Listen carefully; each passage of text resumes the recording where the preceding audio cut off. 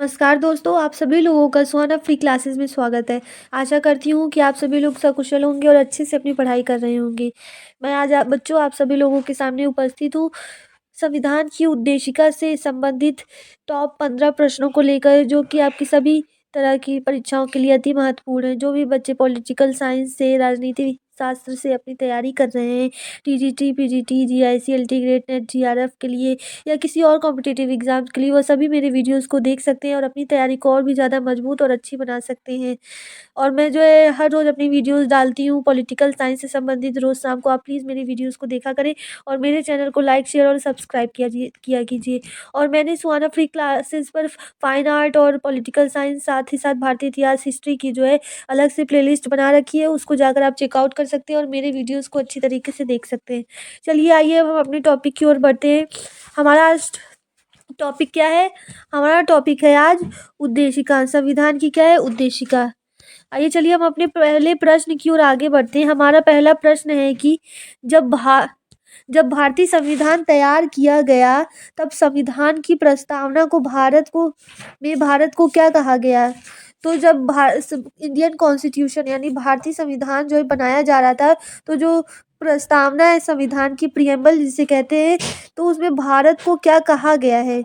तो यहाँ आपके 4 ऑप्शन दिए गए हैं। संघीय, पहला ऑप्शन है संघीय लोकतांत्रिक गणराज्य, दूसरा है संप्रभु लोकतांत्रिक गणराज्य, तीसरा है संप्रभु समाजवादी धर्मनिरपेक्ष लोकतांत्रिक गणराज्य और चौथा है समाजवादी और धर्मनिरपेक्ष। और यह जो है आपका प्रश्न यूपी टीजीटी कब 2016 में पूछा गया है प्रश्न। आपको इसका करेक्ट बताना है कि भारत में को क्या कहा गया है संविधान की प्रस्तावना में। तो बच्चों आपका करेक्ट आंसर है बी, संप्रभु लोकतांत्रिक गणराज्य। बी बिल्कुल, संप्रभु लोकतांत्रिक गणराज्य जो है कहा गया है किसको? भारत को जो है संविधान की प्रस्तावना में। आइए चलते हैं हम इसकी व्याख्या को देख लेते हैं। इसकी व्याख्या है समाजवादी एवं धर्मनिरपेक्ष, पंथ निरपेक्ष भी जिसे कहते हैं, धर्मनिरपेक्ष शब्द वर्ष 1950 में लागू मूल संविधान के अंग नहीं थे। यहाँ से आपका एक प्रश्न बन सकता है, आपसे पूछा जा सकता है कि इसमें से कौन से शब्द हैं जो है संविधान के अंग नहीं थे 1950 में? तो बताइएगा समाजवादी तथा धर्मनिरपेक्ष। यह शब्द कब आए? यह शब्द वर्ष 1976 के 42वें संविधान संशोधन 1977 से लागू हुआ। 1977 से द्वारा जोड़े गए। यहाँ से आपका दूसरा प्रश्न बन सकता है, पूछा जा सकता है कि किन शब्दों को जो है 42वें संविधान संशोधन द्वारा जोड़ा गया? तो आप बताइएगा समाजवादी एवं धर्मनिरपेक्ष। साथ ही साथ यह कब जोड़ा गया, उसकी डेट भी पूछी जा सकती है, किस सन में जोड़ा गया? 3 जनवरी और 1977 को। और अतः भारतीय संविधान जब तैयार किया गया, तब संविधान की प्रस्तावना में भारत को संप्रभु लोकतांत्रिक गणराज्य कहा गया। तो जब संविधान को की प्रस्तावना जो है तैयार किया गया, तो उसमें जो भारत को है संप्रभु लोकतांत्रिक गणराज्य कहा गया था, इसलिए हमारा बी ऑप्शन बिल्कुल करेक्ट है। आइए अब हम अपने दूसरे प्रश्न की ओर आगे बढ़ते हैं। हमारा दूसरा प्रश्न है कि पंडित जवाहरलाल नेहरू के उद्देश्य प्रस्ताव को संविधान सभा ने स्वीकृत किया।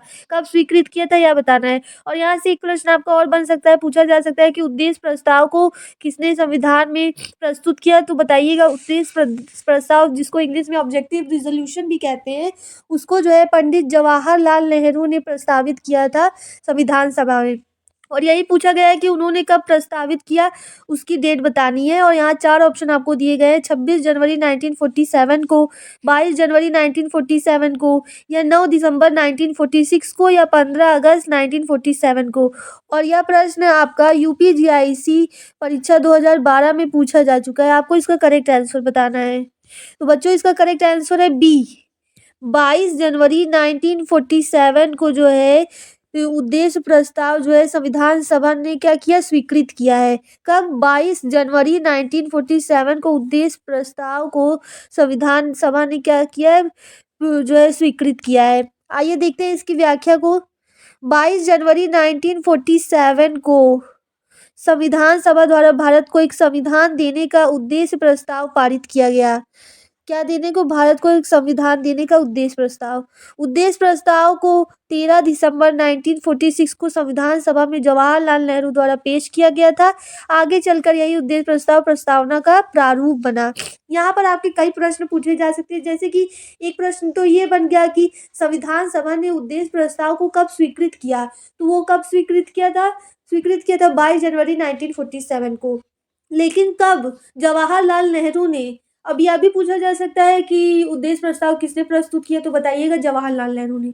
और यह एक प्रश्न और बन सकता है कि कब जवाहरलाल नेहरू ने संविधान सभा में वो जो उद्देश्य प्रस्ताव को प्रस्तुत किया, तो आप बताएंगे 13 दिसंबर 1946 को संविधान सभा में प्रस्तुत किया। साथ ही साथ जो यह उद्देश्य प्रस्ताव है बच्चों, यही आगे चल के आपकी क्या प्रस्तावना जो प्रियम्बल है उसका क्या बना? प्रारूप बना है। आइए चलिए हम अपने तीसरे प्रश्न की ओर आगे बढ़ते हैं। हमारा तीसरा प्रश्न है कि भारत की संविधान सभा में उद्देश्य प्रस्ताव, जिसे इंग्लिश में क्या कहते हैं हम? ऑब्जेक्टिव रिजोल्यूशन भी कहते हैं, किसके द्वारा प्रस्तुत किया गया था? मैंने आपसे बोला था ना कि यह प्रश्न बन सकता है। यहाँ आपके 4 ऑप्शन दिए गए, BR अम्बेडकर, JB पंत, सरदार पटेल, जवाहरलाल नेहरू। और यह प्रश्न आपका UPGIC प्रवक्ता परीक्षा 2009 में पूछा जा चुका है। आपको इसका करेक्ट आंसर बताना है, तो बताइए इसका करेक्ट आंसर क्या होगा? अभी मैंने आपको ऊपर ही बताया है कि इसका करेक्ट आंसर क्या है आपका? जवाहरलाल नेहरू। जवाहरलाल नेहरू ही थे जिन्होंने उद्देश्य प्रस्ताव को संविधान सभा में क्या किया था? प्रस्तुत किया था। आइए चलिए हम अपने दूसरे प्रश्न की ओर बढ़ते हैं, चौथे प्रश्न के। निम्नलिखित में से कौन सा शब्द संविधान की प्रस्तावना में नहीं है? क्या पूछा है? प्रस्तावना में नहीं है। आपको यहाँ 4 ऑप्शन दिए गए हैं और बोला गया है कि चूज करना है कौन से शब्द नहीं है। तो यहाँ न्याय है एक ऑप्शन, दूसरा है व्यक्ति की गरिमा, तीसरा है बंधुत्व और चौथा है संघीय। और यह आपका जो है TGT परीक्षा 2013 में पूछा गया प्रश्न है। तो बच्चों आपका करेक्ट आंसर क्या है? डी, संघीय आपकी संविधान की प्रस्तावना में नहीं है और डी आंसर बिल्कुल करेक्ट है। बाकी न्याय, बंधुत्व और व्यक्ति गरिमा यह सभी जो है आपकी संविधान की प्रस्तावना में आता है। आइए चलिए हम इसकी व्याख्या को देख लेते हैं। संघीय शब्द का प्रयोग भारतीय संविधान की प्रस्तावना में नहीं किया गया है। संविधान की प्रस्तावना में प्रयुक्त प्रमुख शब्द हैं। यहाँ कुछ शब्द दिए गए हैं नीचे, यह सभी जो है आपकी संविधान की प्रस्तावना में है। प्रस्तावना मतलब प्रियम्बल में आप सभी के ये हैं। अच्छा, पहला है संपूर्ण प्रभुत्व संपन्न, समाजवादी, पंथ निरपेक्ष, लोकतांत्रिक, गणराज्य। दूसरा पॉइंट है सामाजिक, आर्थिक एवं राजनीतिक न्याय। तीसरा है विचार, अभिव्यक्ति, विश्वास, धर्म और उपासना की स्वतंत्रता। और चौथा पॉइंट है प्रतिष्ठा एवं अवसर की समानता। और फिर है आपका लास्ट, व्यक्ति की गरिमा और राष्ट्र की एकता और अखंडता तथा बंधुत्व। व्यक्ति की गरिमा भी देखिए इसमें है, बंधुत्व भी है, लेकिन आपका जो है संघ शब्द यहाँ कहीं भी संविधान की जो है आपकी जो प्रस्तावना है, प्रियम्बल है, उसमें नहीं आता है। यह देखिए आपका 5वां प्रश्न यहाँ पूछा है कि निम्नलिखित में से कौन सा एक शब्द भारतीय संविधान की प्रस्तावना में उल्लेखित नहीं है। अब आपको बताना है कि इन चारों ऑप्शन में से कौन सा एक शब्द है जो संविधान की प्रस्तावना यानी प्रियम्बल में नहीं है। और यहाँ आपको 4 ऑप्शन दिए गए हैं, संप्रभु, पंथ निरपेक्ष, संघीय, लोकतांत्रिक। अब अभी मैंने आपको बताया ना ऊपर कि कौन सा शब्द नहीं है, ऐसे तो आपको अब आ जाना चाहिए उत्तर कि इसका करेक्ट आंसर क्या होगा। और यह आपका UPGIC 2008 में एक बार पूछा गया प्रश्न और एक बार 2015 में भी पूछा गया है। तो आपका करेक्ट आंसर क्या होगा बच्चों? तो आपका करेक्ट आंसर है बच्चों C, संघीय शब्द आपका किसी भी प्रस्तावना में, भारत की प्रस्तावना में नहीं दिखाई देता है। आइए चलिए जो है हम अपने छठे प्रश्न की ओर आगे बढ़ते हैं। हमारा छठा प्रश्न है कि भारत के संविधान की उद्देशिका, क्या भारत के संविधान की उद्देशिका में निम्नलिखित में से किसका उल्लेख नहीं है, वह बताना है। और यहाँ आपको 4 ऑप्शंस दिए गए हैं। पहला ऑप्शन है राजनीतिक समानता, व्यक्ति की गरिमा, प्रतिष्ठा की समानता और राष्ट्र की अखंडता। और यह आपका जो है PGT परीक्षा 2005 में पूछा गया प्रश्न है और आपको इसका करेक्ट आंसर बताना है। तो करेक्ट आंसर क्या होगा बच्चों? आपका करेक्ट आंसर है A, राजनीतिक समानता। यह जो है राजनीतिक समानता आपका जो है संविधान की उद्देशिका में उल्लेख इसका नहीं है। किसका उल्लेख नहीं है? राजनैतिक समानता का। बाकी व्यक्ति की गरिमा, राष्ट्र की अखंडता और प्रतिष्ठा की समानता, या तीनों का उल्लेख जो है आपका संविधान की उद्देशिका में आता है। आइए चलिए हम इसकी व्याख्या को देख लेते हैं। इसकी व्याख्या है कि भारत के संविधान की उद्देशिका में राजनैतिक समानता का उल्लेख नहीं है, बल्कि राजनैतिक न्याय तथा प्रतिष्ठा और अवसर की समता का उल्लेख है। राजनीतिक, यहाँ देखिए, न्याय का उल्लेख है, ना कि राजनैतिक समानता का उल्लेख है। व्यक्ति की गरिमा और राष्ट्र की अखंडता का उल्लेख भी उद्देशिका में क्या किया गया है। आइए चलिए हम अपने 7वें प्रश्न की ओर आगे बढ़ते हैं। हमारा 7वां प्रश्न है कि निम्नलिखित में से कौन सा उद्देश्य भारत के संविधान की प्रस्तावना में सम्मिलित नहीं है। नीचे आपको 4 ऑप्शन दिए गए, इसमें से बताना है कि कौन सा उद्देश्य इन चारों में से जो भारत के संविधान की प्रस्तावना है, प्रियम्बल है, उसमें शामिल नहीं है। यहाँ 4 ऑप्शन आपको दिए गए: विचार की स्वतंत्रता, आर्थिक स्वतंत्रता, अभिव्यक्ति की स्वतंत्रता और विश्वास की स्वतंत्रता। और यह आपका पीजीटी परीक्षा 2021 में रिसेंट में पूछा गया प्रश्न है, आपको इसका आंसर बताना है। तो आपका करेक्ट आंसर है बच्चों बी, आर्थिक स्वतंत्रता। बी बिल्कुल करेक्ट आंसर है। आर्थिक स्वतंत्रता भारत के संविधान की प्रस्तावना में सम्मिलित नहीं है। आइए चलिए इसकी व्याख्या को देख लेते हैं। इसकी व्याख्या है कि संविधान की प्रस्तावना में विचार, अभिव्यक्ति, विश्वास, धर्म और उपासना की स्वतंत्रता का उल्लेख किया गया है। इन सभी का उल्लेख किसमें किया गया है? संविधान की प्रस्तावना में, प्रियम्बल में। अतः आर्थिक स्वतंत्रता संविधान की प्रस्तावना में शामिल नहीं है। और यहाँ देखिए, आपकी आर्थिक स्वतंत्रता आपकी संविधान की प्रस्तावना में है ही नहीं। आइए चलिए हम अपने 8वें प्रश्न की ओर बढ़ते हैं। हमारा 8वां प्रश्न है कि भारतीय संविधान का कौन सा भाग संविधान की आत्मा कहलाता है। यह आपका मोस्ट इम्पॉर्टेंट क्वेश्चन है, आपको इसको याद रखना है, और अगर पूछा जाए तो आपको इसका जवाब जरूर आना चाहिए। संविधान की आत्मा किसे कहा जाता है? 4 ऑप्शन आपको दिए गए: मौलिक अधिकार को, राजनीति निदेशक सिद्धांत को, संविधान की उद्देशिका को, या संवैधानिक उपचारों का अधिकार। और यह आपका जो है यूपीजीआईसी प्रवक्ता परीक्षा 2015 में पूछा गया प्रश्न है। आशा करती हूँ आपको यह प्रश्न का आंसर आ रहा होगा। यहाँ देखिए, आपका करेक्ट आंसर है सी, संविधान की उद्देशिका। संविधान की उद्देशिका को ही जो है भारत संविधान की आत्मा कहा जाता है। क्या संविधान की आत्मा किसको कहा जाता है? संविधान की उद्देशिका को। और यह आपका जो है सिर्फ 2015 में ही नहीं बच्चों, 2012 में भी यह प्रश्न पूछा गया है, और 2015 में भी यूपीजीआईसी प्रवक्ता परीक्षा में। और इसका करेक्ट आंसर क्या है? संविधान की उद्देशिका संविधान की आत्मा कहलाती है। आइए चलिए इसकी व्याख्या को देख लेते हैं। इसकी व्याख्या यह है कि भारतीय संविधान की प्रस्तावना को संविधान की आत्मा कहा जाता है। हालांकि डॉक्टर बी.आर. अम्बेडकर ने अनुच्छेद 32 अर्थात संवैधानिक उपचारों के अधिकार को संविधान की आत्मा कहा है। यहाँ से एक और प्रश्न बन सकता है कि किसने अनुच्छेद 32 को संविधान की क्या कहा है? आत्मा कहा है। तो बताइएगा किसने कहा है बच्चों? तो आप बताइएगा, डॉक्टर बी.आर. अम्बेडकर ने जो है संविधान की आत्मा कहा है। किसको? अनुच्छेद 32 को। अनुच्छेद 32 का है संवैधानिक उपचारों के अधिकार। और जो है यह भी पूछा जा सकता है ऐसे प्रश्न की जो है किसे जो है अनुच्छेद 32 आपकी क्या कहलाती है? बताइएगा, संविधान की आत्मा कहलाती है। और यह किसने कही है? Doctor B R. अम्बेडकर का ये जो है कहना था। अतः यदि प्रश्न अम्बेडकर के अनुसार पूछा जाए, हाँ यही देखिए, यहाँ बोला गया कि यदि प्रश्न अम्बेडकर के अनुसार पूछा जाए तो संवैधानिक उपचारों का अधिकार, जो कि अनुच्छेद 32 में आता है, संवैधानिक उपचारों का अधिकार उसका उत्तर होगा। नहीं तो संविधान की उद्देशिका क्या है? आपका सही उत्तर है। यहाँ पर क्या, अम्बेडकर के अनुसार अगर पूछा जाए तो आपका आंसर क्या होगा? अनुच्छेद 2 संवैधानिक उपचारों का अधिकार। आइए चलिए हम अपने 9वें प्रश्न की ओर आगे बढ़ते हैं। हमारा 9वां प्रश्न है कि भारतीय संविधान की दार्शनिक आधार भूमि है। दार्शनिक आधार भूमि क्या है आपकी? तो 4 ऑप्शन दिए गए हैं: राजनीति के निर्देशक तत्व, मौलिक अधिकार, संघीय रचना और प्रस्तावना। और यह प्रश्न आपका 2013 में टीजीटी परीक्षा के पूछा गया है। आपको इसका करेक्ट आंसर बताना है। तो इसका करेक्ट आंसर है बच्चों डी, प्रस्तावना। डी बिल्कुल करेक्ट आंसर है। यह आपकी दार्शनिक आधार भूमि है, ये आपकी भारतीय संविधान की क्या प्रस्तावना। आइए चलिए इसकी व्याख्या को हम देख लेते हैं। हमारी व्याख्या है, भारतीय संविधान की दार्शनिक आधार भूमि क्या है आपकी? प्रस्तावना है। यही कारण है कि बेरुबारीवाद में, किसमें? बेरुबारीवाद में सर्वोच्च न्यायालय ने कहा है कि प्रस्तावना संविधान निर्माताओं के आशय को समझने में सहायक है, यह संविधान निर्माताओं के विचार को जानने की कुंजी है। तो जब बेरुबारीवाद हुआ था तो सर्वोच्च न्यायालय ने क्या कहा था कि जो प्रस्तावना जो है, जो संविधान निर्माता थे, जिन्होंने संविधान का निर्माण किया, उनके आशय को समझने में क्या है? सहायक है, मददगार है। साथ ही साथ यह जो संविधान निर्माता है, उनके जो विचार थे, उनके जो ओपिनियन और व्यूज थे, उन सभी को जानने की क्या है? एक कुंजी है, एक चाबी है। क्या है आपकी? प्रस्तावना।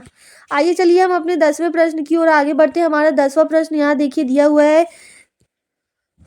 42वें संशोधन अधिनियम 1976 में जो हुआ था के द्वारा निम्नलिखित में से किन शब्दों को प्रस्तावना में जोड़ा गया है?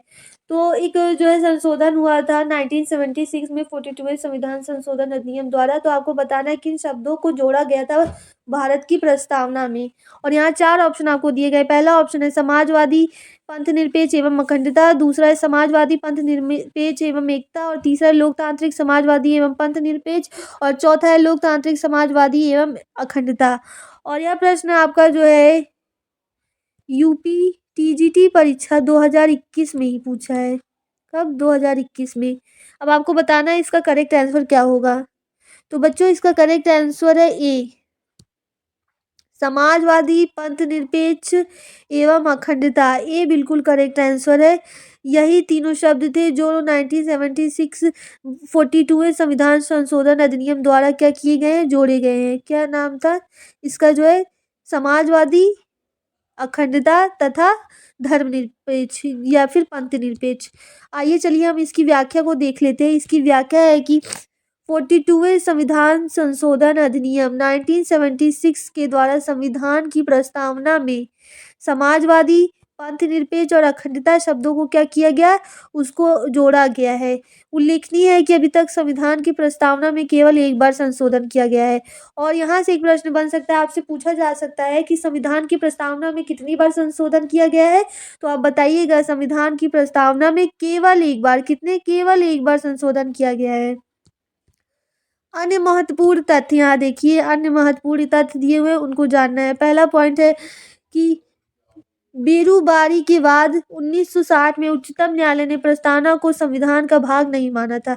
यहाँ से एक प्रश्न बन सकता है कि किस वाद में उच्चतम न्यायालय ने जो है प्रस्तावना को जो है संविधान का भाग नहीं माना था? तो बताइएगा। 1960 में बेरुवादी के वाद में जो है उच्चतम न्यायालय ने प्रस्तावना को संविधान का भाग बिल्कुल नहीं माना था। दूसरा पॉइंट यहाँ देखिए आपका आता है केशवानंद भारती बनाम केरल राज्य। यहाँ आपसे का एक और प्रश्न कि बेरुबारी के बाद किस सन में हुआ है? आपको 4 ऑप्शन दे दिए जाएंगे, आपको करेक्ट आंसर बताना होगा। तो बताइएगा। 1960 में बेरुवादी का वाद हुआ। और ये जो केशवानंद भारती बनाम केरल का जो केरल राज्य का केस है, यह भी पूछा जा सकता है। एक प्रश्न और बन सकता है कि यह कब हुआ? तो आप बताइएगा। 1973 में केशवानंद भारती के बनाम केरल राज्य के बीच हुआ था, जो वह 1973 में हुआ। इसमें उच्चतम न्यायालय ने अपने पूर्व निर्णय को उलटते हुए कहा कि प्रस्तावना संविधान का अंग है। और केशवानंद भारती केस में क्या उच्चतम न्यायालय ने क्या कहा? अपने फैसले को पलट दिया और उन्होंने कहा कि जो प्रस्तावना क्या है? संविधान का अंग है। अब यहाँ आपका तीसरा पॉइंट है कि गोलकनाथ बनाम पंजाब राज्य 1967 के बाद में प्रस्तावना को संविधान की आत्मा घोषित किया गया। तो यहाँ से एक प्रश्न आपका और बन सकता है कि यहाँ से आपका एक और प्रश्न बन सकता है कि गोलकनाथ बनाम पंजाब राज्य का जो है वाद किस सन में हुआ था? तो आप बताइएगा। 1967 में। कब? 1967 में जो है यह हुआ था। और जो है इसमें जो है क्या कहा गया था? इसमें प्रस्तावना को संविधान की आत्मा घोषित कर दिया गया था। तो आपसे एक और प्रश्न पूछ सकता है कि किस वाद में प्रस्तावना को संविधान की आत्मा घोषित किया गया था? तो आप बताइएगा। गोलकनाथ बनाम पंजाब राज्य के वाद में। आइए चलिए हम अपने 11वें प्रश्न की ओर आगे बढ़ते हैं। हमारा 11वां प्रश्न है कि भारतीय संविधान की प्रस्तावना को कितनी बार संशोधित किया गया है? जो कितनी बार संशोधित किया है भारतीय संविधान की प्रस्तावना को? यहाँ 4 ऑप्शन दिए गए हैं। 2 बार, 1 बार, 4 बार, 10 बार। अभी मैंने आपको ऊपर व्याख्या में समझाया कि कितनी बार भारतीय संविधान की प्रस्तावना को संशोधित किया गया है। और यह प्रश्न आपका 1999 में टीजीटी परीक्षा में पूछा गया है। और जो है इसका करेक्ट आंसर क्या होगा आप सभी जानते हैं। इसका करेक्ट आंसर है केवल एक बार भारतीय संविधान की प्रस्तावना में संशोधन किया गया है। चलिए आइए इसकी व्याख्या को देख लेते हैं। इसकी व्याख्या है कि भारतीय संविधान की प्रस्तावना में अब तक केवल एक बार संशोधन किया गया है। 42वें संविधान संशोधन द्वारा संविधान की प्रस्तावना में 3 शब्द जोड़े गए हैं। वह 3 शब्द क्या है मैंने अभी आपको ऊपर भी बताया था। समाजवादी, पंथ निरपेक्ष या धर्मनिरपेक्ष एवं अखंडता जोड़े गए। आइए चलिए हम अपने 12वें प्रश्न की ओर बढ़ते हैं। हमारा 12वां प्रश्न है कि संविधान की उद्देशिका, जिसे प्रियम्बल भी हम कहते हैं उद्देशिका को, में समाजवादी एवं पंथ निरपेक्ष, जिसे इंग्लिश में कहते हैं सोशलिस्ट एवं सेक्युलर, किस वर्ष संशोधित कर जोड़ा गया। वर्ष आपका पूछा है किस वर्ष में जोड़ा गया। यहाँ 4 ऑप्शन दिए गए 1975 में, 1976 में, 1984 में और 1985 में। और यह प्रश्न आपका टीजीटी परीक्षा 2003 में पूछा गया था बच्चों। और आपको आशा करती हूँ इस प्रश्न का उत्तर सबको आ रहा होगा। तो इसका उत्तर क्या है, बी। 1976 के 42वें संविधान द्वारा समाजवादी एवं पंथ निरपेक्ष, सोशलिस्ट एवं सेकुलर जो है संविधान की उद्देशिका में यानी प्रियम्बल में क्या किया गया, जोड़ा गया संविधान की उद्देशिका में। आइए चलिए यहाँ पर जो है इसकी व्याख्या को देख लेते हैं। इसकी व्याख्या है कि 42वें संविधान संशोधन 1976 अब तक पारित संशोधनों में सबसे बड़ा है, इसलिए इसे लघु संविधान भी कहा जाता है। यहाँ से बच्चों एक और प्रश्न आपका बनता है, आपसे पूछा जा सकता है किस संविधान संशोधन को लघु संविधान भी कहा जाता है। तो आप बताइएगा। 42वें संविधान संशोधन 1976 को लघु संविधान भी कहा जाता है। इस संशोधन द्वारा उद्देशिका यानी प्रियम्बल में पंथ निरपेक्ष, समाजवादी तथा अखंडता शब्द को क्या किया गया, जोड़ा गया संविधान की उद्देशिका से। साथ ही इस संशोधन द्वारा 10 मूल कर्तव्य भी संविधान के भाग 4 का के अनुच्छेद 51 का में जोड़े गए। यहाँ से एक प्रश्न और बन सकता है कि जो है इसमें और क्या संविधान संशोधन द्वारा जोड़ा गया था, 10 मूल कर्तव्य किसमें, संविधान के भाग 4 के का में और अनुच्छेद किसमें, 51 के का में जोड़े गए।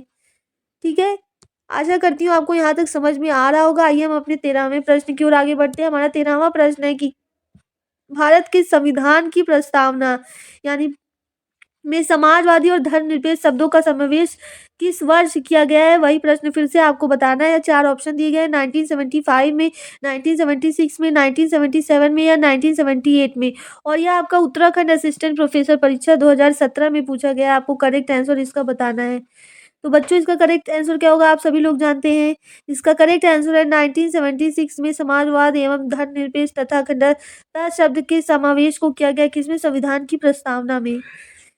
आइए चलिए हम अपने 14वें प्रश्न की ओर आगे बढ़ते हैं। हमारा 14वां प्रश्न है कि निम्न में से किसने पंथ निरपेक्षता का आशय सभी धर्मों को राज्य द्वारा समान संरक्षण बतलाया है। या किसका कहना है कि पंथ निरपेक्षता का क्या आशय होता है, सभी धर्मों को समान संरक्षण राज्य द्वारा दिया जाए, बतलाया है। तो 4 ऑप्शन आपका दिए गए महात्मा गांधी, BR अम्बेडकर, BN राव और जवाहरलाल नेहरू।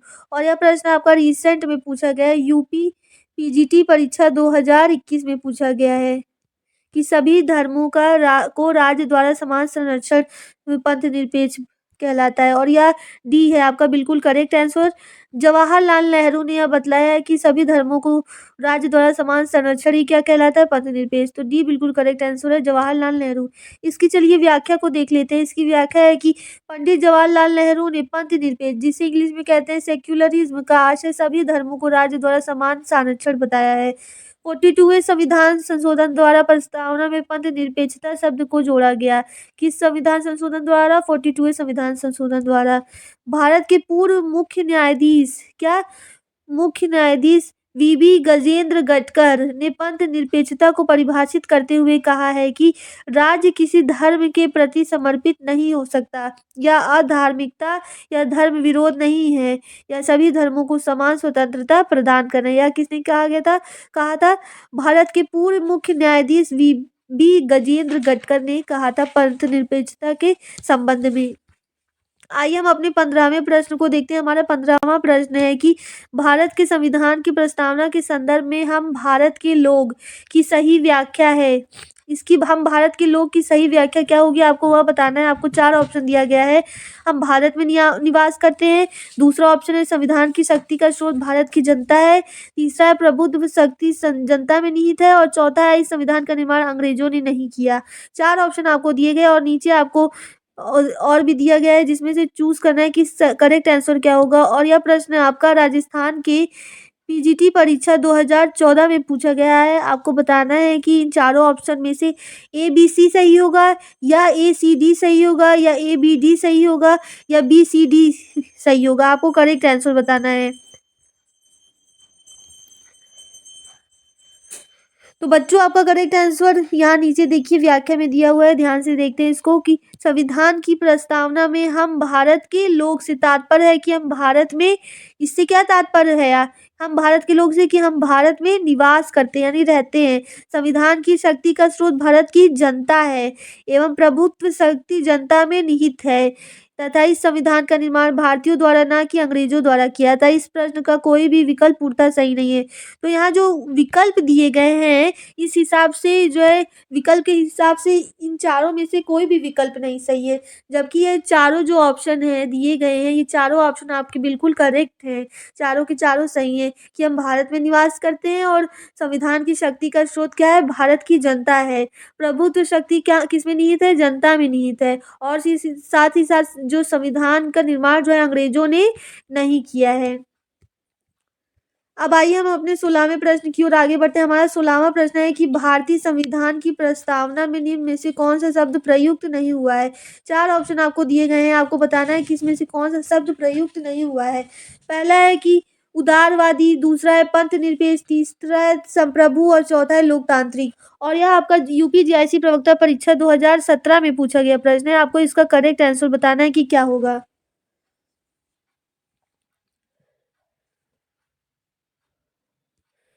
तो आपका करेक्ट आंसर है ए, उदारवादी जो है बच्चों आपका जो है भारतीय संविधान की प्रस्तावना में यह शब्द प्रयुक्त नहीं हुआ है। जबकि जो है मैंने आपको बताया कि जो है पंथ निरपेक्ष, संप्रभु और जो है लोकतांत्रिक यह सभी आपके क्या संविधान की प्रस्तावना में प्रयुक्त किया गया है। आइए इसकी व्याख्या को हम देख लेते हैं ध्यान से। भारतीय संविधान की प्रस्तावना में भारत को एक सार्वभौम समाजवादी पंथ निरपेक्ष प्रजातांत्रिक गणतंत्र के रूप में घोषित किया गया है। उल्लेखनीय है कि संविधान की प्रस्तावना में उदारवादी शब्द नहीं प्रयुक्त किया गया है। तो यहाँ पर हमारे संविधान की उद्देशिका से संबंधित सभी प्रश्न समाप्त होते हैं। आशा करती हूँ कि आपको मेरे प्रश्न अच्छे लगे होंगे और अगर आपको मेरे प्रश्न अच्छे लगे तो कृपया करके हमारे चैनल को सब्सक्राइब करके जाइएगा और हमारे चैनल को लाइक कीजिएगा और शेयर कीजिएगा। और आप सभी लोग अपना ध्यान रखिएगा। धन्यवाद।